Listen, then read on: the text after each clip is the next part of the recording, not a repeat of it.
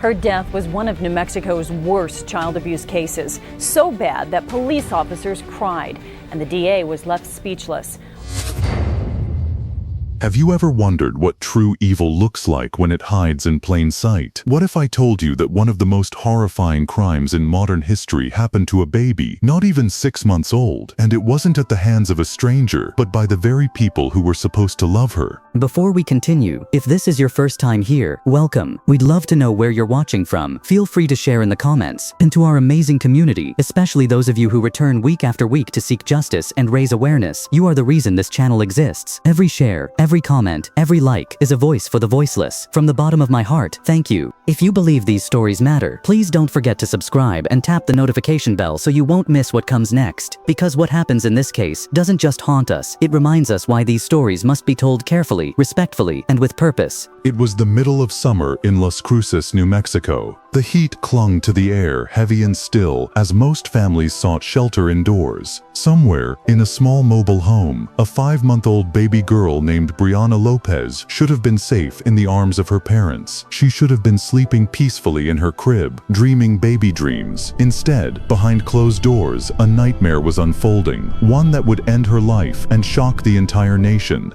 Brianna was born on February 14, 2002, Valentine's Day. People say babies born on that day carry extra love in their hearts, a kind of blessing. But for Brianna, that blessing was stolen almost as soon as she came into the world. Her home wasn't filled with love, but with neglect, cruelty, and violence. On July 19th, just 5 months after she was born, a 911 call came from that small home. On the line was her mother, Stephanie Lopez, saying her baby wasn't breathing. Paramedics rushed to the scene. They found Brianna lying on the bed, unresponsive. Her tiny body was cold. Bruises marked her soft skin. The emergency team worked frantically, but deep down, they could already see the truth. This baby had been gone for some time.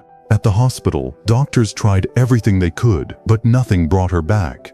As the medical staff looked closer, they saw injuries no baby should ever have. Bruises covered her face, her chest, her arms. Her head bore swelling and abrasions. The sight was so disturbing that seasoned nurses, people who had seen tragedy before, found themselves turning away in tears. The autopsy would later reveal the full horror. Brianna had suffered broken ribs. Some were fresh fractures. Others had already started to heal, meaning she had been hurt over and over again. There were bite marks on her tiny body, and the worst discovery of all, she had been sexually assaulted. The injuries told a story that no one wanted to believe, a story of unimaginable cruelty. Investigators quickly turned their focus to the 3 adults living in the home: Brianna's mother, Stephanie Lopez, her father, Andy Walters, and her uncle, Stephen Lopez. All 3 were there the night Brianna died. None of them called for help until it was far too late. When questioned, their accounts shifted. First, there were denials, claims that Brianna's injuries were accidents, or that they didn't know how they happened. But as the interviews went on, pieces of the truth slipped through. Andy Walters admitted that he and Stephen had thrown Brianna into the air, sometimes letting her hit the ceiling, laughing as if it was a game. He said they would drop her, bounce her on the bed roughly, and that it wasn't the first time. What kind of person could treat a baby like that? What kind of home was this, where laughter came not from joy, but from cruelty? Stephanie, Brianna's own mother, told police she knew her baby was being abused, but did nothing to stop it. She admitted she saw bruises before, but didn't take her to a doctor. Even worse, the sexual abuse revealed by the autopsy matched injuries that could only have been caused by someone inside that home.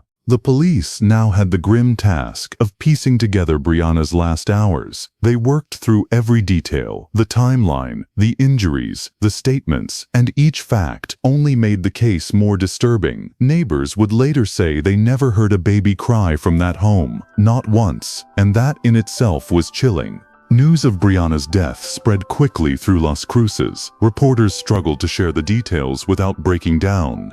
In court records, the words describing her injuries were clinical: subdural hematoma, abrasions, fractures, but the reality behind those words was gut-wrenching. This was not a single act of violence. It was repeated, deliberate abuse over time. As investigators gathered evidence, they faced another painful truth. There were no signs that anyone outside the home had ever intervened. No one reported anything. No one came to check. Brianna lived her short life entirely at the mercy of the people who hurt her, and no one else knew until it was too late. The 3 suspects were arrested. The charges were severe: child abuse resulting in death, criminal sexual penetration, and more. But for the community, no punishment could erase the image of that tiny baby's battered body. Still, justice had to be pursued. Detectives prepared for court, building their case piece by piece. They knew that telling Brianna's story clearly and fully was the only way to ensure the people responsible would face the consequences. And as the legal process began, another question emerged, a question that would haunt everyone involved. How could anyone do this to their own child, and why? In the days after Brianna's death, the investigation moved fast. Detectives knew they were dealing with a case unlike anything they had ever seen, but they also knew that the truth, as horrible as it was, needed to come out in full. The forensic evidence was overwhelming. Every bruise, every fracture, every internal injury told a part of the story. The medical examiner described swelling in Brianna's brain, the kind of injury you'd see in a high-speed car crash, not in a baby's crib.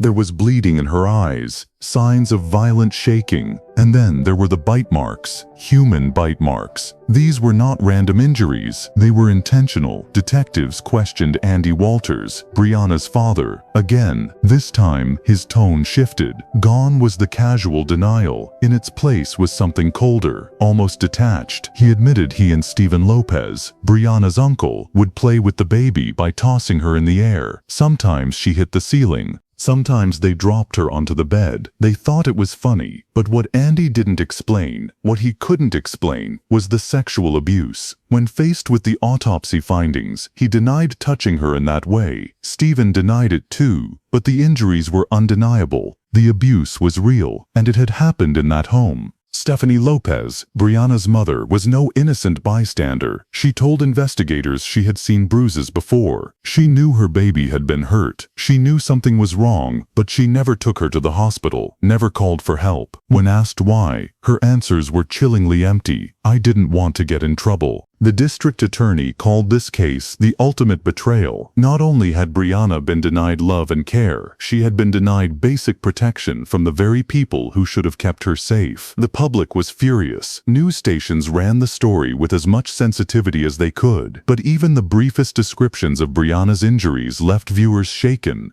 In grocery stores, in churches, in schools, people whispered her name, asking, "How could this happen? How could a baby live in that much pain?" And no one knew. Behind the scenes, prosecutors worked tirelessly. They collected medical testimony, crime scene photos, and statements from the accused. They also looked into the family's history, and what they found painted a picture of dysfunction and neglect. Alcohol and drugs were common in the home. Discipline was harsh, and affection almost non-existent. When the case went to court, the jury would have to hear everything. They would see the photographs. They would listen to the doctors who treated Brianna's body that night. They would hear from investigators who pieced together her short, tragic life.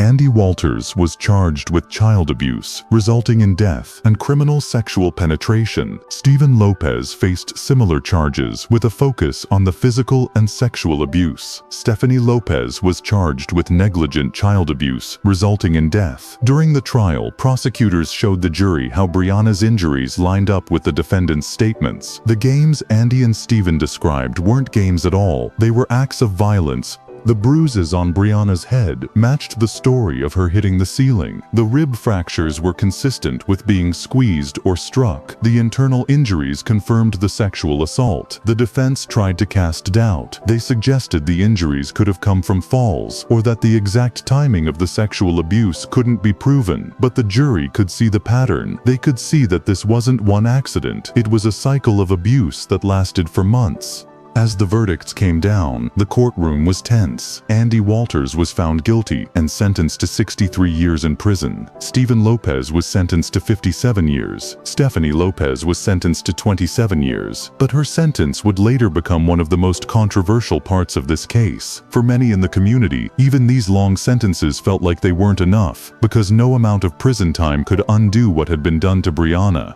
No punishment could give her the love she was denied. After the trial, something unusual happened. Normally, when a child dies, family members set up a grave with flowers, photos, and toys. But for Brianna, that didn't happen. Her relatives refused to place a headstone for her. For years, her grave remained unmarked, just a patch of earth. It wasn't until strangers from the community, moved by her story, raised money, and fought in court for permission, that a small, simple headstone was placed. It bore her name and the dates of her short life. This case also sparked a change in New Mexico law. In 2005, the state passed the Baby Brianna law, which increased penalties for intentional child abuse, resulting in death of a child under 13. It was meant to make sure no other abuser could escape with a light sentence for such a crime. But while laws can change and justice can be served in court, there was no way to erase the image of Brianna's tiny, battered body from the minds of those who saw her. Detectives who worked the case admitted they carried the weight of it for years.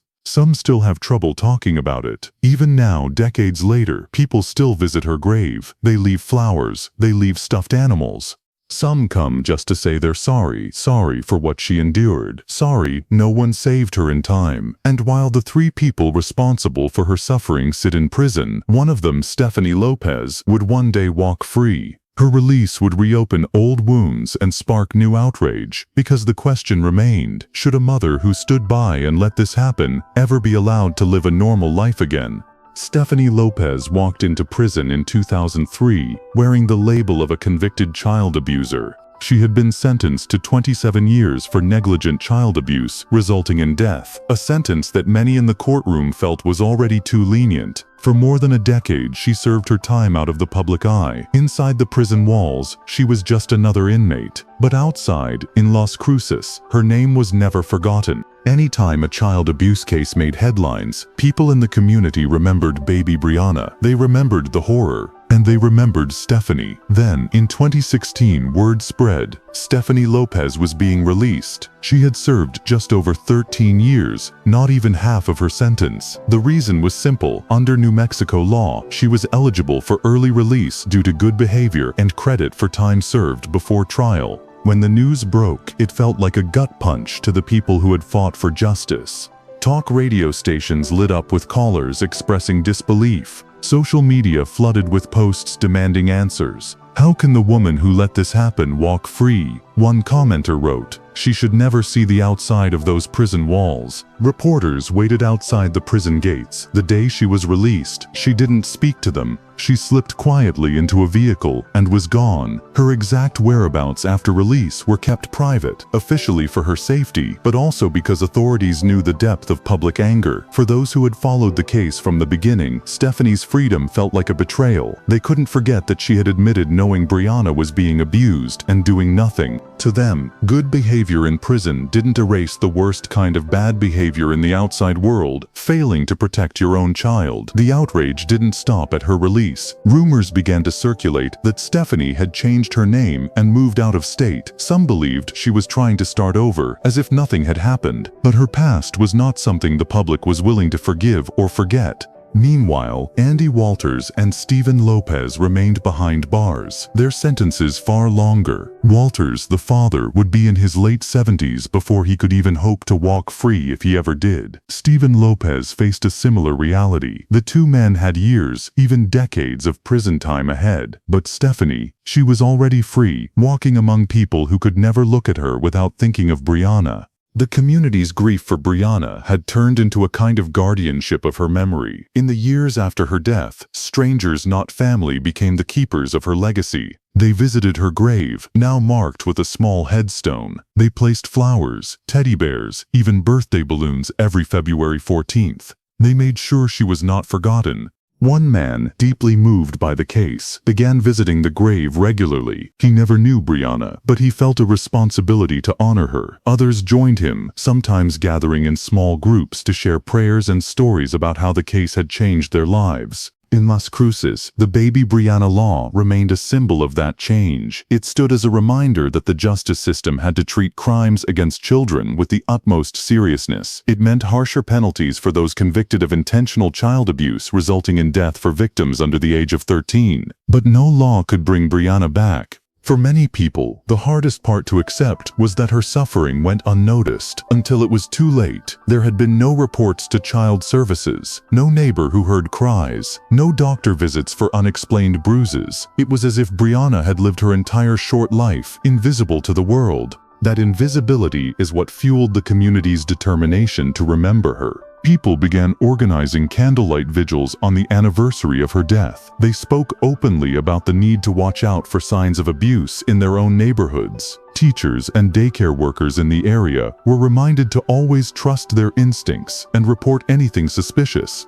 Her story reached beyond New Mexico. Across the country, advocates for child protection used Brianna's case as a rallying cry for reform. Videos, documentaries, and podcasts told her story, each time igniting the same mix of sadness and outrage. But there was one more detail about Brianna's life and death that continued to trouble people. The fact that her own extended family had fought against placing a headstone on her grave for years left a bitter taste. Many saw it as proof that Brianna had been born into a circle of neglect and cruelty, so complete that even in death, she was denied dignity. It took strangers, people who had never met her, to go to court and win the right to place that simple stone. That stone was not just a marker, it was a promise that someone somewhere would always care. Years after Stephanie Lopez's release, the anger hasn't faded. The people who knew about the case still speak of her with cold contempt. And for those who visit Brianna's grave, the question lingers. How many other children are out there right now, living in silent suffering, waiting for someone to notice? Because if baby Brianna's story teaches us anything, it's that monsters don't always hide in the shadows. Sometimes they hold the baby in their arms.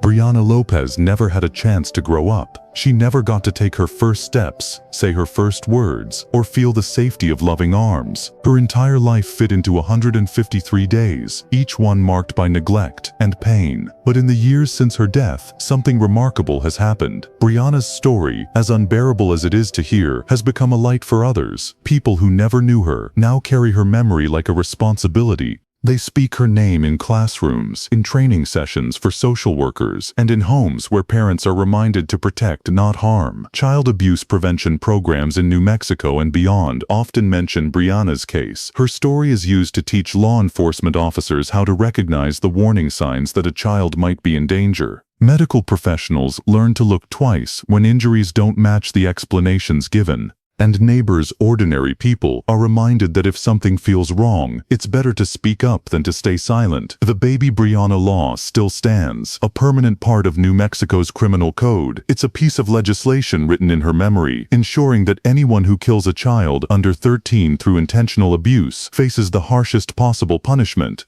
It's not enough to call it justice. Nothing could truly balance what happened to her, but it's a safeguard to protect other children. Yet, even with stronger laws, the fight isn't over. Every year, thousands of children suffer abuse in the United States. Many are too young to speak for themselves. Many, like Brianna, live behind closed doors, their cries never heard. For the people of Las Cruces, visiting Brianna's grave has become more than a gesture. It's an act of defiance against the silence that allowed her suffering to go unnoticed.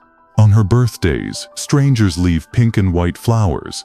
On the anniversary of her death, candles flicker in the desert night. Some leave toys, a teddy bear, a baby doll, as if giving her the childhood she never had. One woman who visits the grave every year once said, "I didn't know her, but I feel like I have to be her family now. Someone has to." Those words carry the essence of what Brianna's story means today. The idea that family isn't just blood. Family is whoever shows up to protect you, whoever remembers you, whoever refuses to let your name fade away. And yet, knowing that all of this love and care came too late, the flowers, the laws, the vigils, they are all for a baby who will never see them. That's why her story must keep being told. Not because it's easy to hear, but because it's necessary. If one person hears Brianna's story and decides to speak up for a child, if one life is saved because someone remembered what happened to her, then her short life will have left a mark that even her abusers couldn't erase.